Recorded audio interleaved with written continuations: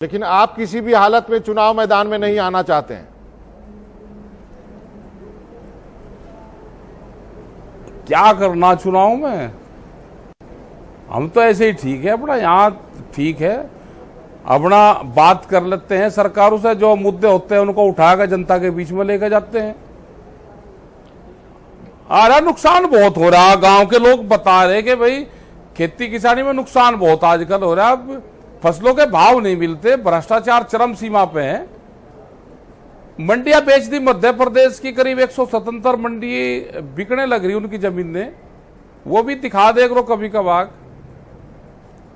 आगे ना उनके बोर्ड ने प्रस्ताव कर दिए कि इन मंडियों में आमदनी कम हुई, उन मंडियों को बेचा जाएगा। उत्तर प्रदेश इसलिए अभी नहीं बेच रहे कि अभी इलेक्शन है, और हो सके कि नजदीक से लगा दे, आते जाते काम कर दें।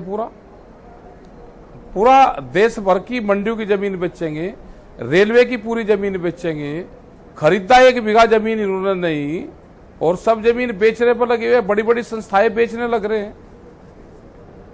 ये इन्होंने घोषणा पत्र में तो नहीं कहा था कि हम ये काम करेंगे। पेट्रोलियम, भारत पेट्रोलियम को बेचेंगे, BSNL जितनी जमीन कितनी बड़ी उसके पास में बिल्डिंग, वो घाटे में जा रहा है। तो कोई मिली भगत है इस सिस्टम को पूरा डाउन करने की। रेलवे में चादर नहीं है, कंबल नहीं है, पर्दे तार लिए और स्पेशल नाम दे दिया। ये जनता सब समझ रही है। अब भाई रेट बढ़ा दिया, स्पेशल नाम देने से रेट बढ़ गए, कंबल चादर और पर्दे खत्म कर दिए, क्योंकि जितने प्राइवेट रूट डिसाइड हो जाएंगे उतनी ही ट्रेनें रूट पर चलेगी। सब बेच दिया धंधा। उस दिन जागरूक हो जाएगा यह देश का नौजवान, जो 14 करोड़ नौकरी जिनको मिलनी थी वो सब देख रहा है।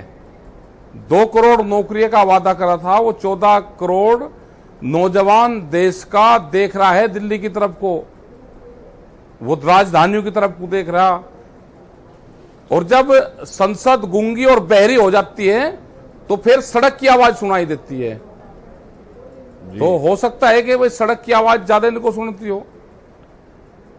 भारत बंद के लिए क्या तैयारियां हैं सर?